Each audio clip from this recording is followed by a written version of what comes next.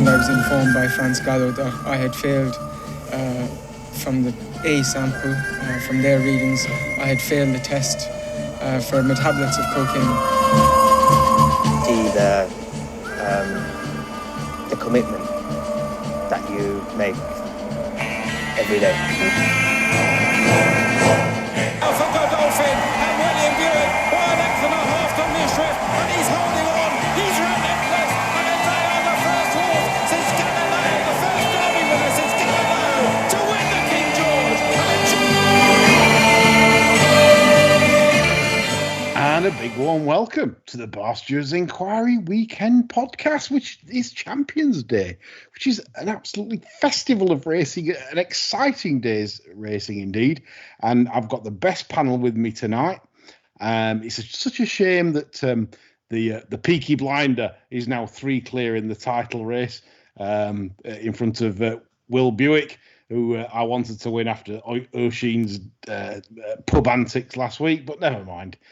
We've still got some cracking days racing to come. We've got Palace Pier against Baid, and we've got Adayar against Mishriff, amongst many other encounters with Straddle. So possibly his last race, maybe in the Stayers in the opener. Anyway, I'll introduce my panel tonight. I've got John Lang from John Joe's Blogspot. Evening, John. Evening, mate.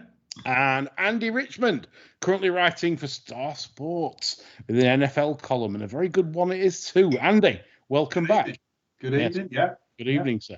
And last but not least, Quentin Franks. Certainly, feedback we've had on Quentin on our show so far has been ultra positive, and I'm sure Quentin is going to enter this nap table this weekend and knock me off top spot, Quentin.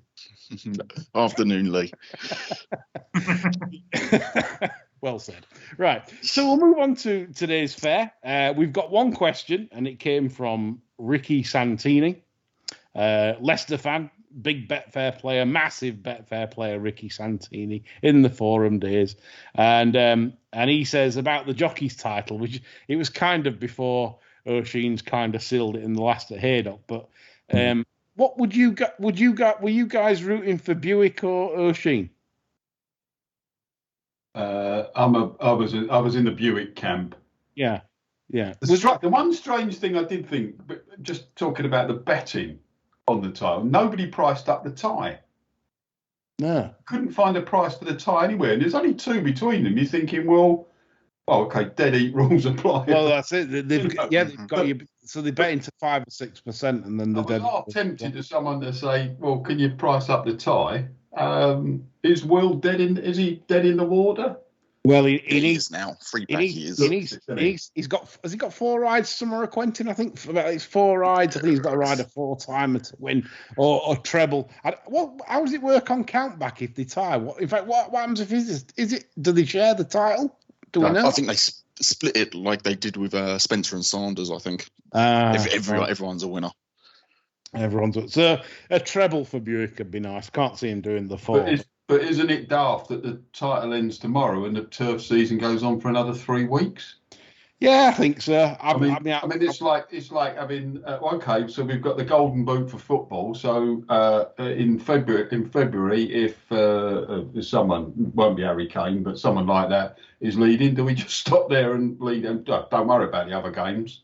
Well, exactly, Andy. I agree with that, because if you're going to end it on anything, I know you could say, well, going into November's too long, blah, blah, blah, right? But there's a Group 1 happening, at Doncaster, the Futurity. Now, for me, it's a Group 1 race. I mean, these aren't Mickey Mouse races. You should be at least finishing probably then rather than today, I feel. But that's the decision. John, your thoughts on the Jockeys Championship? Does it bother you? Are you interested? Do you care? I think I know the answer here. Well, both lads have had a good season, haven't they? They're both clocking 21%. There's a bloke down there in 46th in the table. He's clocking 22%. Frankie Detaric and had him both to sleep. Yeah, and I saw you commenting on Twitter on that. You believe still at this moment in time that Frankie's probably, pound for pound, the best jockey still riding. Can't really argue with that. But there we go. It was the same with the National Hunt title last year, wasn't it? It was patently obvious the best jockey did not win the title. Oh yeah, for sure. No, I mean anybody watching. I never know who cares about this. I mean, every year you have all this shit from about the beginning of September where journalists just get lazy and start writing about the jockey's title. I've never had anybody come up to me in a pub and said, "Who do you think's going to be champion jockey this year?" You usually come up to me in a pub and say, "What are you doing in here? Why don't you piss off?" That's what they say. Summed up pretty well from John there. Right, okay, we'll move on to our 3 very best bets this weekend, since we've changed the format, which we hope you like, and the feedback was good. So, I'm going to go around the panel and find out what their 3rd best bet is of the weekend. It could be at Ascot, it could be anywhere else. It's entirely up to the panelists. And I'm going to go to Quentin first. Quentin, your 3rd best bet. My 3rd best bet comes in the Fillies novice at Catterick, and I'm going to take a flyer on one here called Forget Me Never. Richard Fahey trains her. She showed not too much on debut, to be honest, over 6 at Wolverhampton. Slowly away on the back foot, green, but she kind of travelled through the middle part of the race like a filly with ability. She's related to Accidental Agent. This race doesn't look too strong. You've kind of got, this comes back to what John had said the other week about rating novices and maidens. The horse that's been put in favourite is the Charlie Hills one that came from the Newmarket Maiden. And I just think it's a bad Newmarket Maiden, one of them ones that aren't going to work out. It was poor time, poor rating, and they didn't look a good bunch on looks at all. Other horse in this race, you've got Tudor Queen, who's got attitude problems. Head goes up, high head carriage, 7 will suit that. But I expect the Fahey thing to take a decent leap forward. It might find things happening a bit too quick around Catterick, but she's 25 to 1. She's been put in with a few firms that are up at the moment, and I think she's worth a play at that price. Lovely. I mean, we love a big price on the bar stewards, and 25 to 1. Are you going each way? A pleasure for you for a 0.5 points each way, or are you on the nose 1 point win? All on the nose. All on the nose. On the nose. We love that. Nick Davis was the same. Happy Hammer. And Quentin the same there with on the nose 1 point win. Forget Me Never in the 120 at Catterick. 25s. Good start there for the bar stewards panel. Andy, come to your 3rd best bet of Saturday. Right. Well, I'm gonna keep them all at Ascot because I think that even though I'm a twig up, I can't wait for the proper twig up in to start this week. It's relatively low grade twig up in tomorrow. Apart from there are some reasonable races at Frostlass, but I'm never convinced about that place, to be honest with you. Yeah. The only course I've not been to in the of the 50, what is it, 59 I think we've got now. I'm going to go with the old Champions Long Distance Cup and back to one of my old favourites, Hamish. Hamish. You was a chance of turning over Trushan and Stradivarius for the shirt. Yes, you were very sweet on this for the E-Boy, I remember, and your despair at the shirt. Taking him out on ground that would have been probably fine for the horse.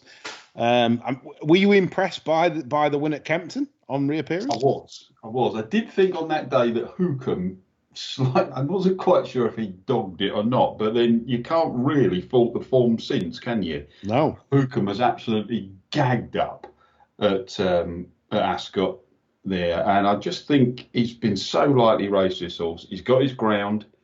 When the rain arrived. If you think back to a couple of years ago, Trushan and Hamish actually clashed in a 4-runner conditions race at Newbury. That's right. Yes. Came out on top by just a neck thing. Yes. But I do think Hamish has had a bit of a light season. Now I know Trushan won well in France last time out, 7.5 length. He won 7.5 lengths last week, then he won the Cadram by 4.5 lengths just 13 days ago. But you're never quite sure how, backing up quickly. Yeah. Can you do it? In the suit, yes. Is this just a bit of I'm not convinced he's the force of this horse. And I'm almost tempted to have a little place lay on him, just because I think Frankie, if he can't win, may well just be looking after the old boy and easing him down a little bit. And I think Hamish, was he got 5-6 to 1? No, he's now 9-2, best price. People are squeezing. Yeah. So, Andy's third best bet on the card for Saturday is 125 Ascot, the Stayers, the long distance cup. It's Hamish at 9-2. And Andy's going 1 point win, I presume, Andy. Yeah. 1 point win. Okay, that's good. Okay, John, I'll come on to your third best bet of Saturday, please. You're praising Quentin for going for a 25 to 1 shot. You're going to be cracking one off, are you? Yes, it's market raising. Yes, market raising. Yes. Yeah, market raising special, yeah. Catterick.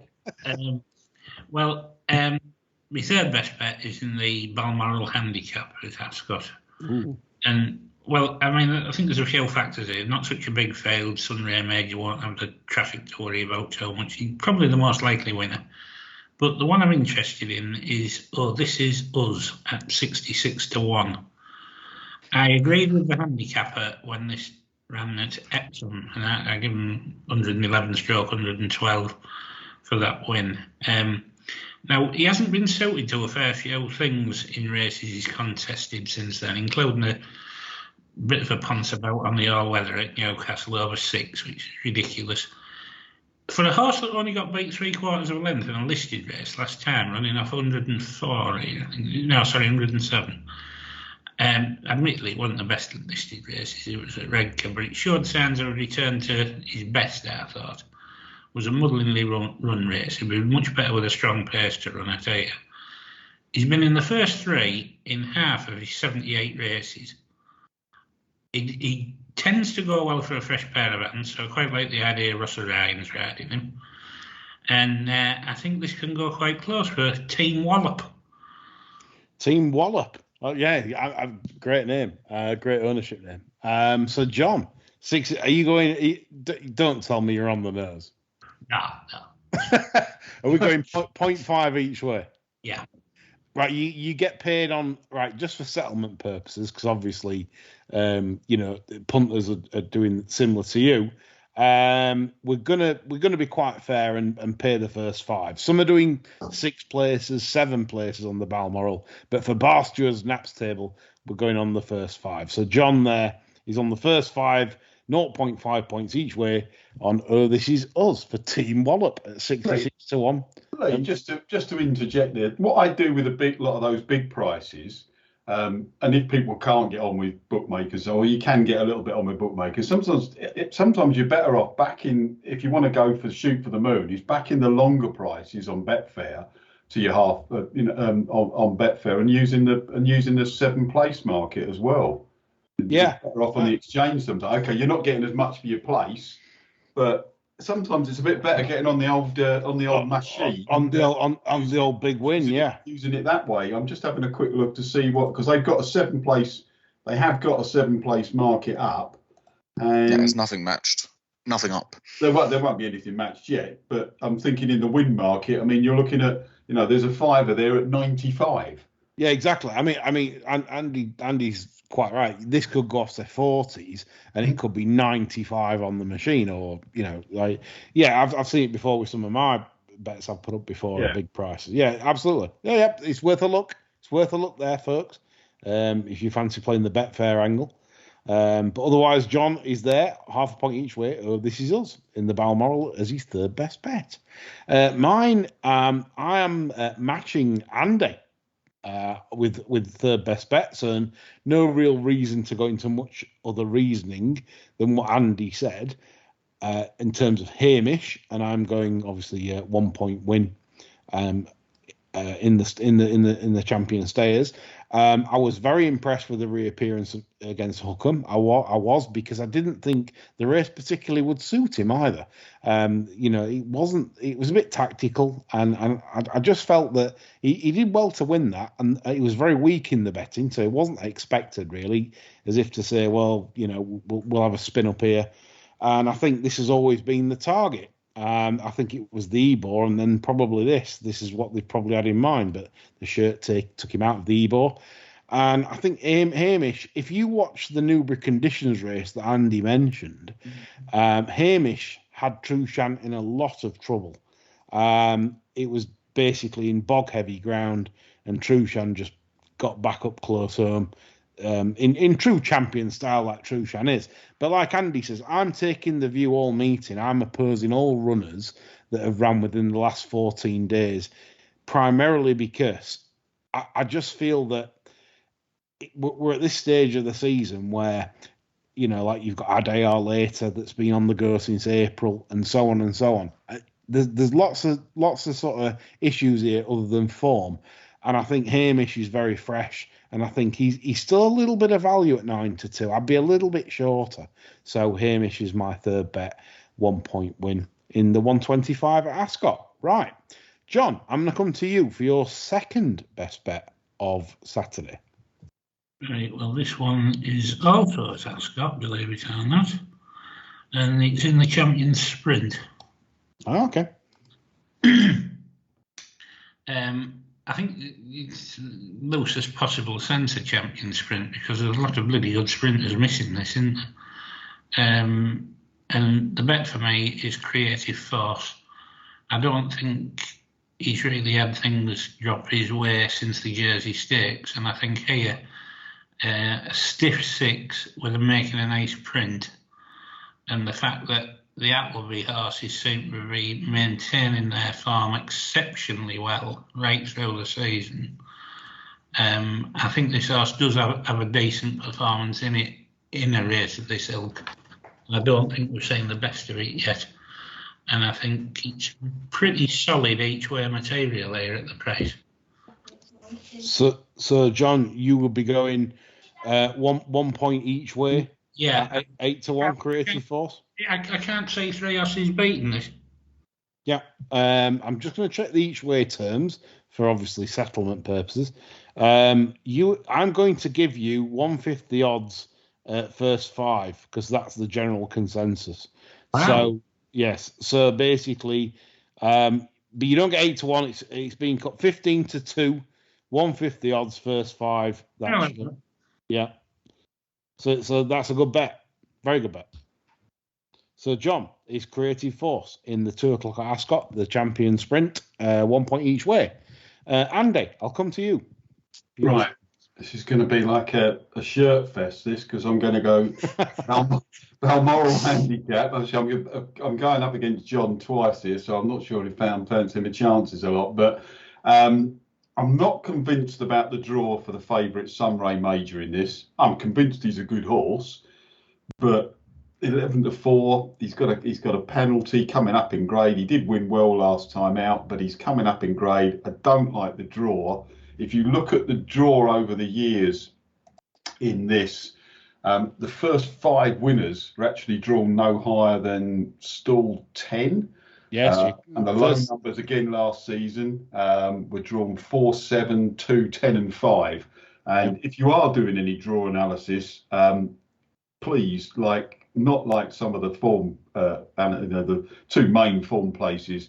It drives me mad. The Racing Post and Time Form. Please take the they should be adjusting for non-runners, and there are 3 in this already because the 3 reserves have come out. And it drives me nuts when they don't put it in the results, but that's just me. But to get back to Aldari, which is going to be the selection, I think he's had a really good season. I think this horse has been really unlucky, and I didn't back him last time because I thought he got done by the draw last time at Ascot when he was over the far side. I think he's got a decent chance against Sunray Major. If you think Sunray Major is a cliche time, a group horse in a handicap, then I certainly think Aldari is as well. I was impressed with the way he put the field away last time away here over 7 furlongs. I don't think he's going to have any trouble over a mile. He's got a £6 penalty. I don't think that's going to stop him. I'm amazed he's actually drifted out on Betfair. He's out at 12-1 at the moment with Indian Jim on board.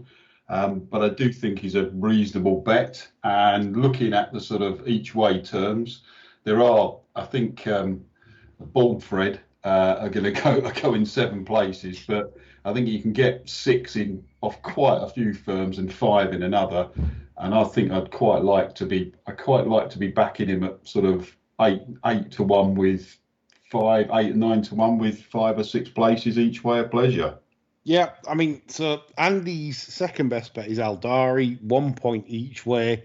For Barster's Naps table, we're going to go like John in this, the 5 places, to be fair to punters, as we always are. But I'm going to give Andy the 11 to 1 that's available with William Hill and Bet Victor at the time of recording. So Andy's on 11 to 1 Aldari, 5 places, 1 point each way in the Balmoral Handicap at 4:30. So good selection, Andy.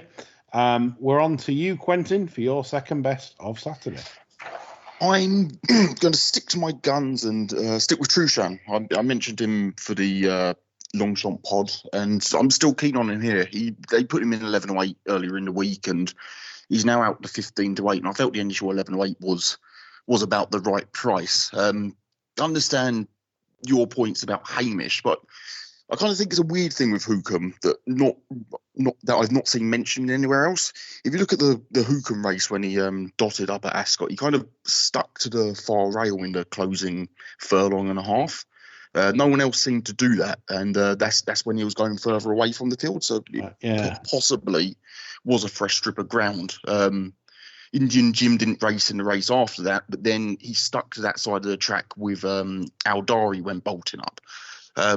So I've just got reservations about the Hamish form. I think the price Hamish is now is kind of a false price because of what Hookham's done. I don't think Hookham was as impressive as he claims to have been. Yeah. I was happy with Trushan. He's kicked Stradivarius out of touch in France. It doesn't look a deep race. Princess Zoe, as you said, needs 4.5 miles. Baron Samedi, cheap pieces first time. Rest much of a muchness. I'd have him in 11 away. I haven't really got reservations about the shortish turnaround, 2-week turnaround. I think he'll take a good bit of beating there, to be honest.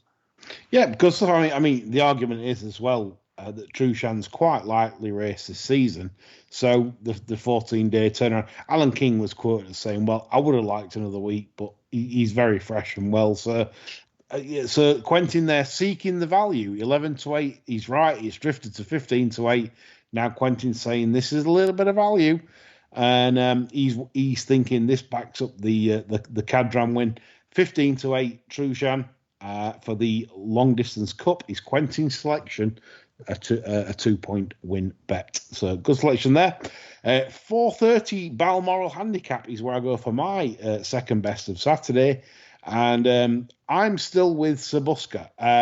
Yes. I mean, he has been back 25s into 14s. I confess I have had a bit of 25s with Tenerife Terry. But I mean, that's what we have to do these days. But anyway, yes. But like Andy says, this was a key thing for me because I did the draw analysis through Proform, and you see the 7 run-ins of this, and 6 of the 7 run-ins are 10 or less. And with what Quentin said about the flattering of Hookham, and Aldari, if you remember, went up the far side when he won at this last meeting. I wonder if the ground is just fresher. I don't know what they've been doing, but it certainly seemed massively favoured the far rail as well. So I wonder if that's the reason why 6 of the 7 run-ins have gone to low numbers. Obviously, some rare majors, everyone's saying group, this is group 3, this is group 2, blah blah blah. It's 5 to 2. Sabuska's still 14s. I still feel there's juice in it because if you look at Sabuska's form on the straight course at Ascot, it's first, fourth, third. It's 4th in a QE2. It won the Hunt Cup last year. It was 3rd to Palace Pier. I mean, what more do you want? O'Sheen in the saddle, the Peaky Blinder, the plastic glass and the whip. Plastic glass in the right, the whip in the left. In the final furlong, low draw. Hopefully gets towed into it by something. And I still think 14 is a little bit of value. So 1 point each way for me. Sabuska, 14 to 1 in the Balmoral 5 places is my second choice. we'll come now to our best choices. Might as well stay with me because I like the sound of my own voice, and I ain't gone first yet. So anyway, it's a twig hopper, and it goes in the 355 at Market Raisin, and we all love spoiling prices of bank connections, and the one I'm going for there is Rafferty, bit of Baker Street there. Laura Morgan. Sean Bowen in the saddle. It's the first run for Laura Morgan. 6-1 currently. Amazing price when you think about it, because when you analyse this horse's career, it was trained by Steph Canary, the Aids yard. The yard completely had AIDS for ages, and the debut was a 5-4 chance in a bumper. And I can remember Barry Canary telling me this was an absolute machine. He said. Brian Hughes was booked 5-4 wrist.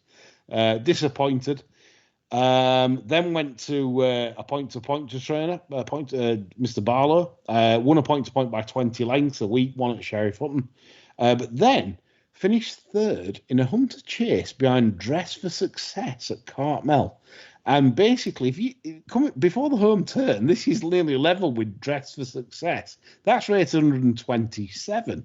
Rafferty comes here for the new trainer, the professional yard in Leicestershire of Laura Morgan, off 94.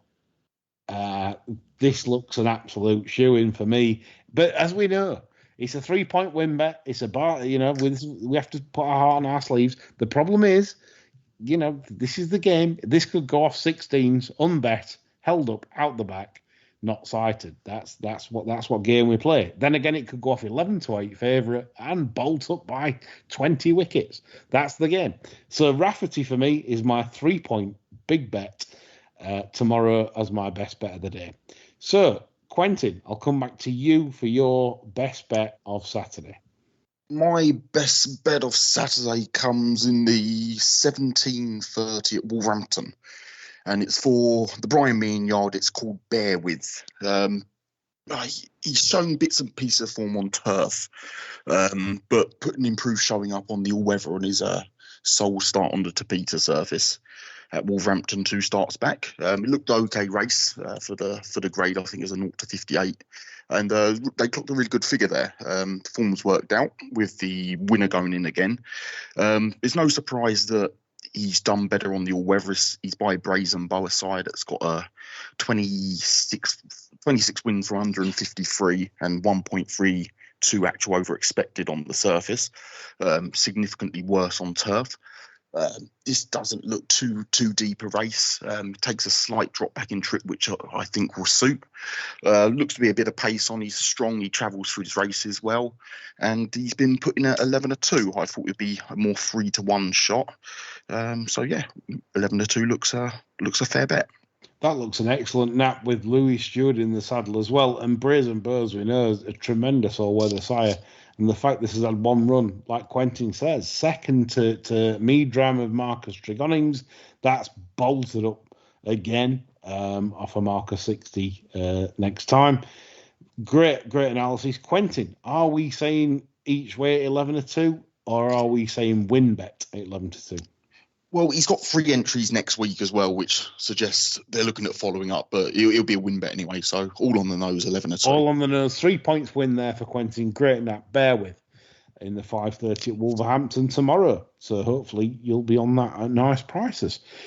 Andy, coming to you for your best bet of Saturday. Going back to an old friend this year.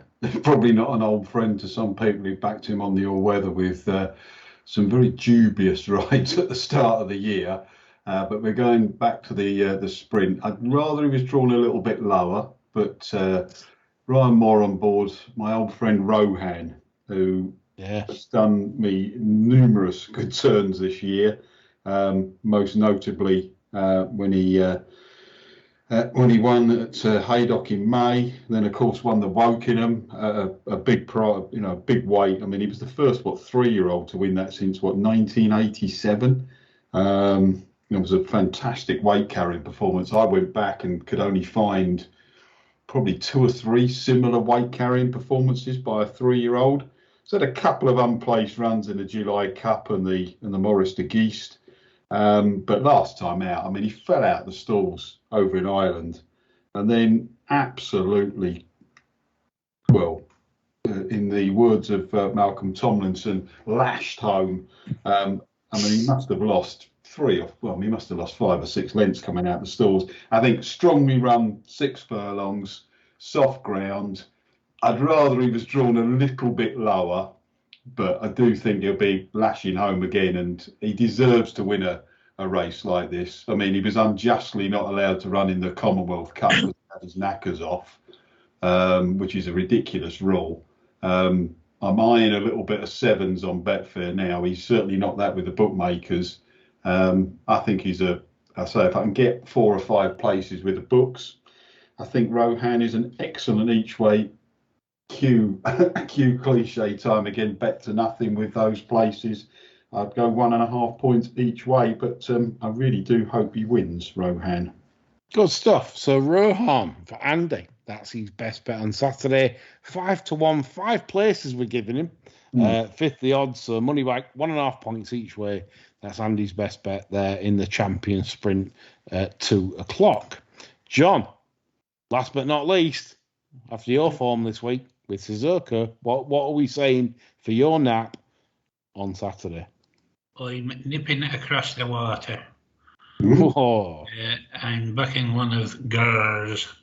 He hasn't had much luck round here with this horse, Georgeville. It runs in the 345. Can be slowly away and gives himself a bit of a test sometimes, circumnavigating the field. Well, he won't need to do that this week, and because they're trying this cutaway thingy, aren't they? And I think this is his best distance. He brings solid Group 3 form to a listed race, and I think, at the risk of sounding like a bit of a Dale Winton as regards me betting, I'm very solid each way on this one as well, Georgeville. So what's this thing about a cutaway? They're having a cutaway at Leopardstown, whereas normally they're just swinging into the straight, and anything else look really needs to come right down the field. Yeah. I mean, for years, Leopardstown's been quite an unfair track, hasn't it? Yeah. So, all right. So they're putting this in from literally the home bend. Yeah, I think this will help this lad out a way bit, because the couple of times where he's been slowly away, he's trying to come right down the field. It hasn't flattered his form, if you know what I mean. Whereas this time, Colin should be able to sit tight. I think we'll thin out a bit anyway, because there's a lot of shit in the race. And I think he's a blob on for a place, you know what I mean? But I think he's got an excellent chance of winning it, really. Okay. Well, John, are you going on the dot? I'm going each way. Each way a pleasure. So 1.5 each way for John. I'm bet like a fanny all week. Nick Davis, the happy hammer, would not be happy at you. On the nose for Davis. He'd have the Stanley knife out, wouldn't he? He would, yeah. You'd be a Millwall fan to him right now. Striped off Davis, I know. Yeah. So 5-1 for John in the 345 at Leopardstown, each way a pleasure, and we're giving him 4 pegs at 1/5 the odds for his best bet, because that's what the majority I can see on Odds Checker are paying 4 pegs. So that'll do John nicely for Georgeville with the cutaway. Interesting info there. I didn't know that. John had kept his eyes and ears open for that. So well done, John. Right, they're all our best bets. So now let's look at the Ascot card in a little bit more detail, folks. We go to the obviously long distance cup. Quentin very keen on Trujan, myself and Andy very, very keen on Hamish. All points taken on board. John, any thoughts for you on this one? Well, Trujan was 11-1 last year on ground that was perfect for him. We're looking at like 15-8-ish this year. I think he'll probably win, but I don't know whether it's value, really. I mean, my concern, I mentioned this to you before, is I think he goes a bit keen for Ollie Doyle. Yeah, you have said that. Yeah, you said in the Cadran. Yeah, on our review, you said James Doyle was the making of that horse because he got it to settle much better than Holly ever did. Interesting. I mean, she's had a terrific season and all the rest of it, but These horses can start climbing around a bit with her, and I can't be backing him with her, honest. Not that nice. Yeah. What about chaps? Andy, Quentin. What about Baron Sandy? You know, the guy that popped up out of the ground in Live and Let Die. You know, it'd be a beautiful day. Mr. Bond, I've been expecting you. Yeah. Live and Let Die. Great. If there was one I could see that might run well at a price, it would be Berkshire Rocco, who loves the track. Yeah. But Hamish is, where I want to be. Actually, yeah. I know this is going to sound a little sort of left field as well. You're talking about the draw in a 2-mile race, but Stalls won the lower draws have held sway in this as well. And Trushan is out in 9, and Stradivarius is out in 10. Well, actually, they're in 8 and 9 because Morando's a non-runner, but just might be something, and especially with John's point on board, that if Trushan sees a bit of daylight, might just get a bit lit up. Quentin, does that bother you in terms of what John said? He felt that James Doyle really did get Trushan to drop the bit a little bit, and where he feels that Holly hasn't. I mean, he's always said that Holly's a midget and can't settle horses because of that reason. A bit like Michael Roberts back in the day. Does that worry you at all? It's a nagging down. It's actually something that sprung to mind because Trushan did settle in France. And, Doyle just switched him off, and he was like a lamb. Whereas you kind of see Goodwood, and he carted Holly down at the start and pulled for the first couple of furlongs of the race. I'm hoping that was just a bit of freshness and a bit of keenness. I just think he's the class of the race, and I've factored that into my pricing of it. Yeah. Fair play. Yeah. No, good stuff. So 15-8 Trushan. I said he's very strong for Quentin. John's comments regarding James Doyle, is that pertinent to you, listeners? Is that what you're taking on board? Who knows? We'll find out tomorrow. We go on to the Champions Sprint, and Andy very keen with his nap on Rohan. So we know what Andy thinks here. Quentin, did you have any sort of outtake on the Champions Sprint? I was in Andy's camp with Rohan, to be honest. I'm surprised he got as close as he did over in Ireland last time out. The draws are concerned given how it's panned out, but if they do stay stand side, then that seems to be where the pace is. I suspect Art Power won't go forward. I think they'll just let Happy Power shoot off. Pace seems higher if they stay there. Rohan would be the one for me. I'm surprised what is he now? 7-1 the machine. I thought he'll probably be favourite on the machine. Whether that changes over time, given his Ascot record, he'll be the one for me in the race. Interestingly overpriced, which is Vardream, who ran well there last time out. That would be the one I'd be looking at big prices, each way of pleasure, or as a second shot in the race, would be Vardream. I think this one's sort of quite fresh and obviously proven over course and distance. I think it's very big price on Betfair, and Art Power, the Group 1 form figures read 6.4435. I'm not convinced about stall 20. I'm not advocating laying 6.4, 6.6 shots, but it seems a little bit. I'm with the gate jockey on. I'm not convinced about that being favourite. Yeah, John. They would be my extra thoughts on the race. Yeah, John, your thoughts here? I think Glen Shale is probably a wee bit of value as regards you can maybe back him to lane at 16s. I think he'll be up there travelling okay. I think Rohan's walking and form's probably on the numbers is probably the best effort produced by any of these this season. But I haven't. Well, we bet on Creative Force.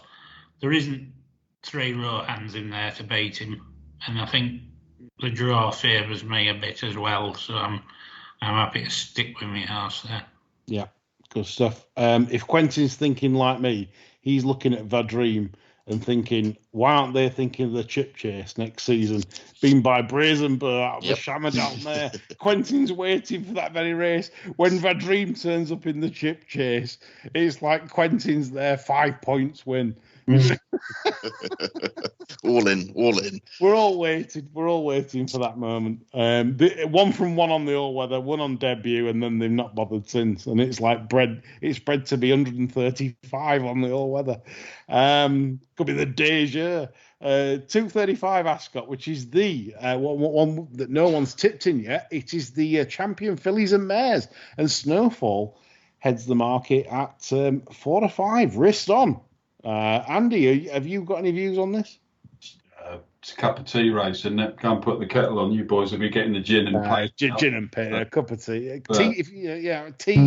No real interest. I've been a bit. I have a soft spot for Ashada, but she's been a bit disappointing this year. But to be honest with you, I think if I was going to do anything, I'd probably be a layer of Snowfall.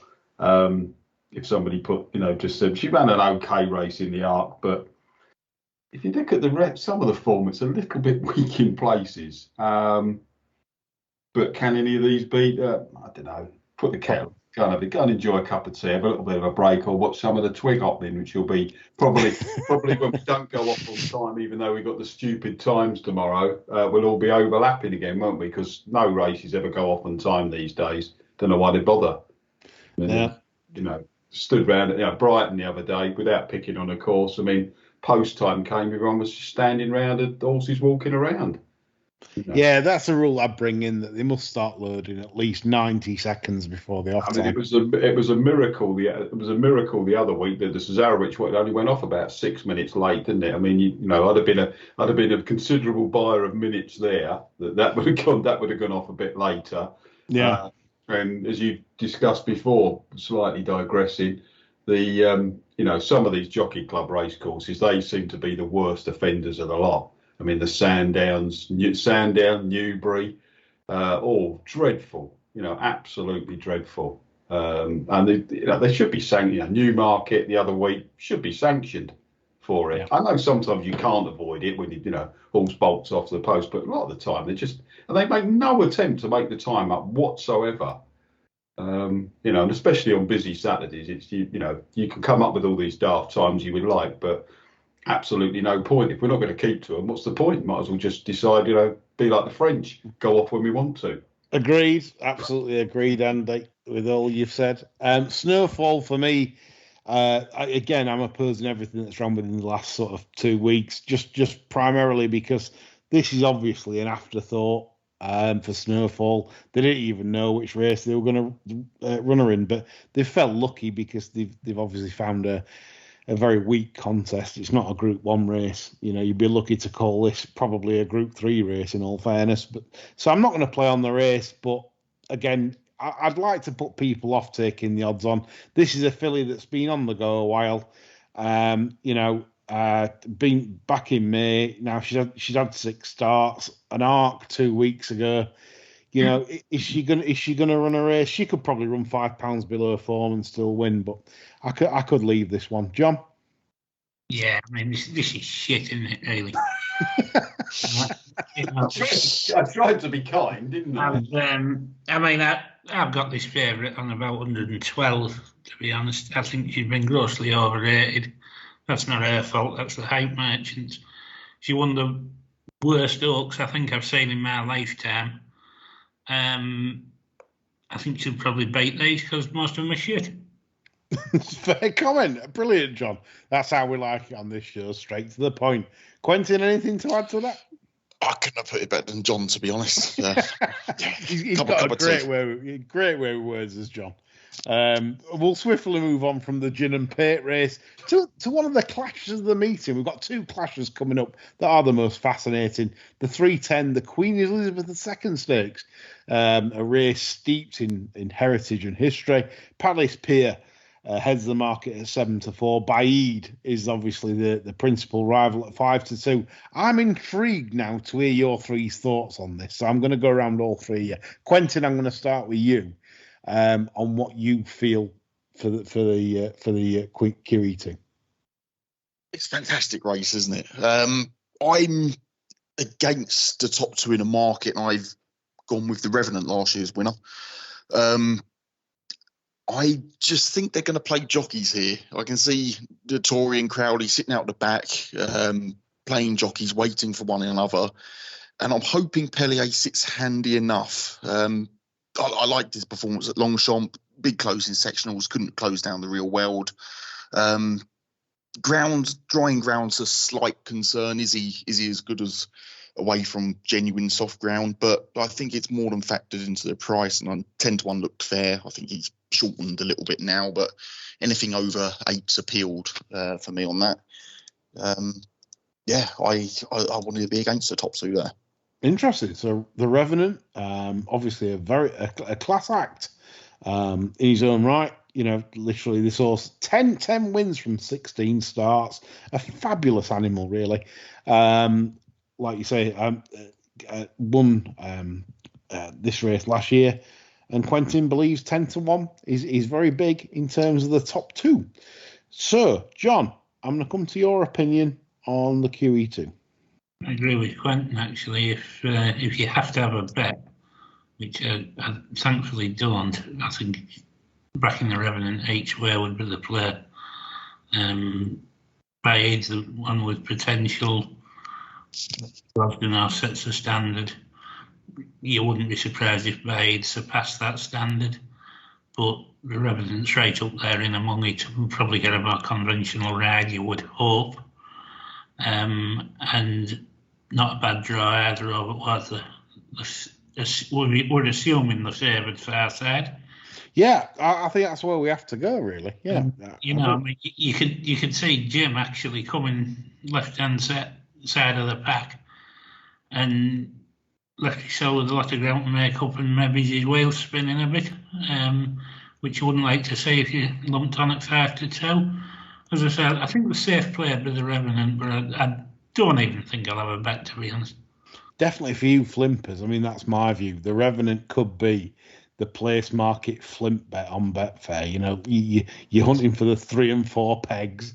Let's have the 4 pegs and be safe. Olivier Peslier, nurse it home into the places. That could be the shrewd play. Is my angle on the race. I think it's a fascinating race, and certainly correctly priced amongst the top two. That's how I'd have it with the top two. Sort of Palace Pier at that price, 7-4, Baid 5-2. I think that's accurate, so I've got no value there. But I agree with the chaps there on the Revenant. Certainly, I'll be looking in the places on that. Andy, I'll come to you on this. I'm going to make it. I'm going to stand like the needles got stuck here, because I was looking at the Revenant at the prices, and just I always call it a bit of price disparity, doesn't it? You look at it and think, yeah, you just said, Lee, they're the right prices. I wouldn't have the front two any other way. I think, you know, if you're making any reasonable tissue, there's no real value there. But you've got to remember the Revenant he's run well in the last 2 QE2s. I mean, whether they are with this quality, but if you look at them, last year's probably wasn't when he won it, and he was second the year before, wasn't he, to King of Change, who was the first double-digit odds winner since Summoner back in 2001. So it generally goes to something towards the front end of the market. But I do think the Revenant, I thought that run last time out was actually quite good. He got beaten by a very, very decent horse who got backed off the boards on the day. And I just thought the price was just a little bit, I just thought he was overpriced. Yeah, I agree. And the Revenant gave Real World a little bit of start as well. Yeah. It was a good that was a tasty performance by Real World. Obviously, he started off about 4-1, and it absolutely caned off the boards. And our friends from across the English Channel have got a reasonable record in this race as well. I think he's just a little bit overpriced, as you say. You might be just sniffing around in those each way of pleasure markets and just taking a little look at him. I just think he's overpriced, to be honest with you. Nothing against the front two. Fascinating clash between them. They both got positives, but I do think the Revenant, I think he's 2 or 3 spots overpriced. Yeah, I'll be sneaking around like one of them sneaky, horrible things in the Betfair market. You know, the horrible things like nicking little increments. You know, like in the place market. So that's summed that up. 350. We go to the Champions Stakes, which is for me. This is the race I'm most excited about, and I do hope Adayar can run his race and we can have a rematch in the King George, because I do believe Adayar is better than Mishriff. I do believe this, but sadly for me, I'm just worried about the ride it got in the Arc. I thought it was really aggressive, and you know, a bit of me left that this was sort of bottomed in the Arc a little bit, and I said I'm opposing everything that's run within 2 weeks, so I can't be a player or a backer in this, and I won't be. Again, I'm sorry, folks, but I'm a gin and pate race again. I'll be very pissed by this point. But it's a fantastic contest, and I just hope Adayar brings his A game to make this a contest to remember. John, I'll come to you first on this. Yeah, I pretty much share your concerns, Lee, regarding Adayar. I think I mentioned to you after the Arc, it was shades of when North Light ran in the Arc and fell and gave him a kick in the belly now, like a mile out. And I thought, well, that's not going to go a lot of good. And it's always the case, they take these proven 12 furlong horses to an Arc, and if they're not going a great lick early on, they invariably kick too early. I mean, they're starting winding it up at the top of that false straight. They don't get home and they empty out. And it has to be a concern, despite the fact that these Appleby horses do seem to be taking the racing incredibly well.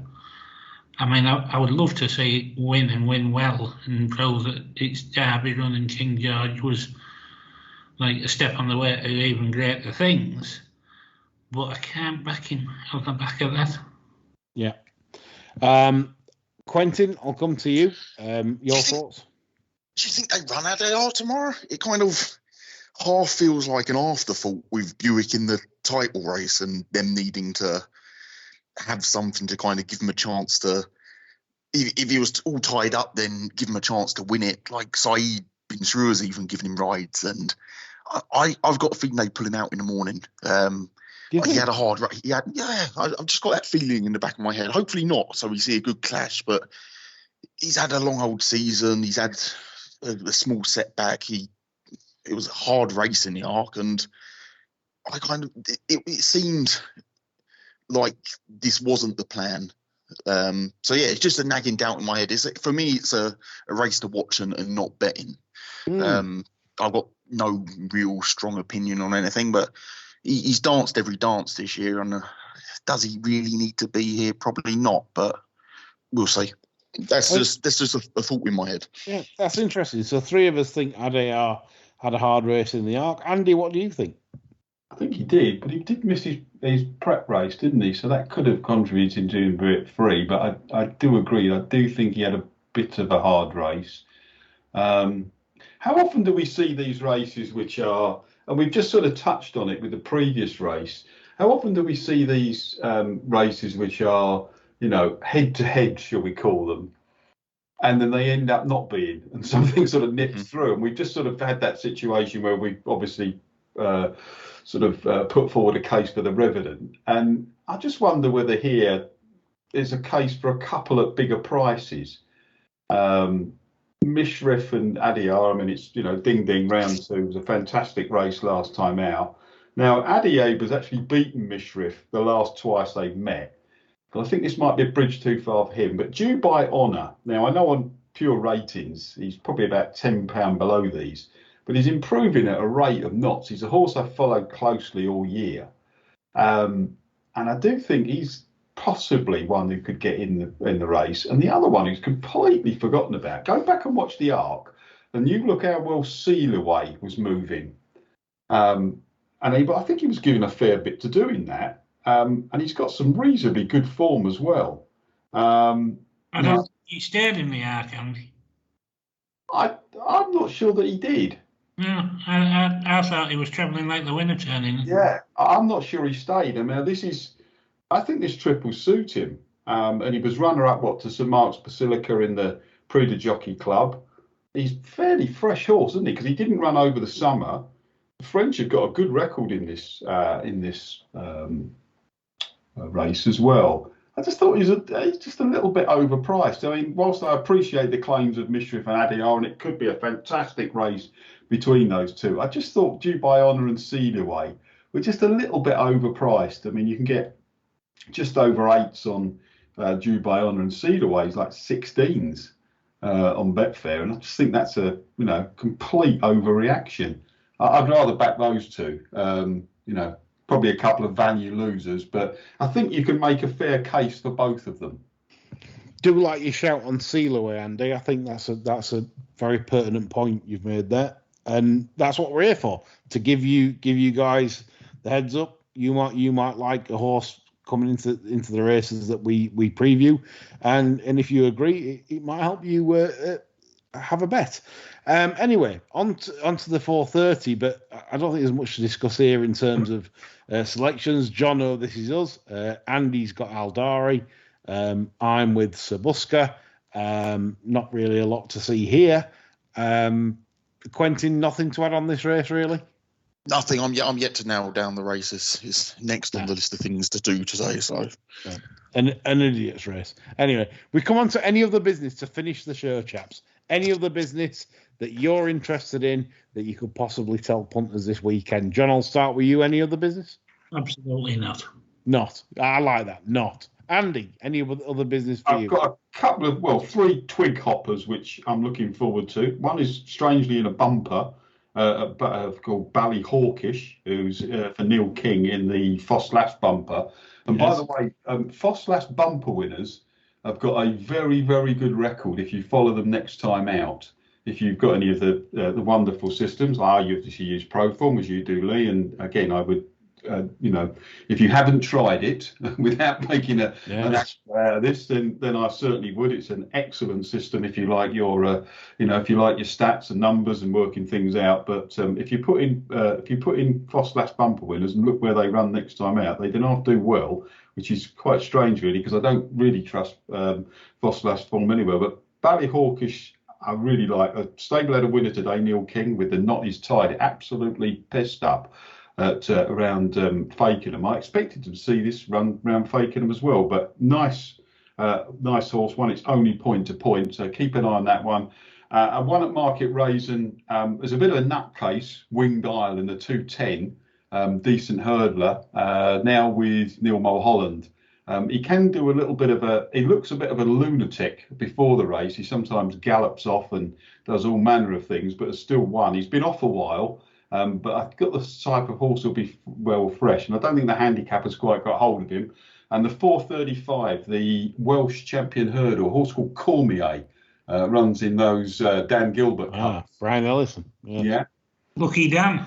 Lucky Dan. I know he's had a good summer on the flat, won twice at Pontefract in York, off 69 and 75. And of course, if you just cast your mind back, he was a very, very good second in what you and I would call, still is called the Swinton, the Thames Network Swinton Handicap Hurdle, where Cormier was second. And the very impressive winner, Camprond, at Chepstow last weekend. Let's not talk about camera angles there. Still haven't got a reply.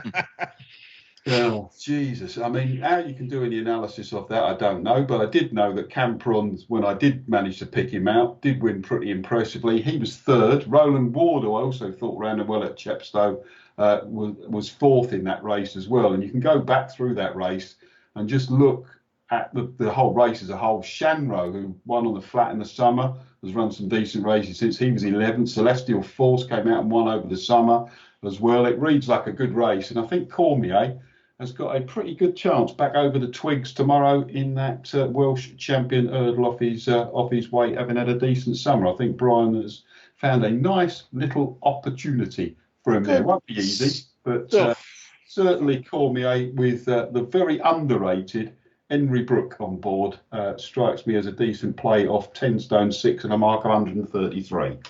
Fantastic, Andy. Good few twig hoppers there.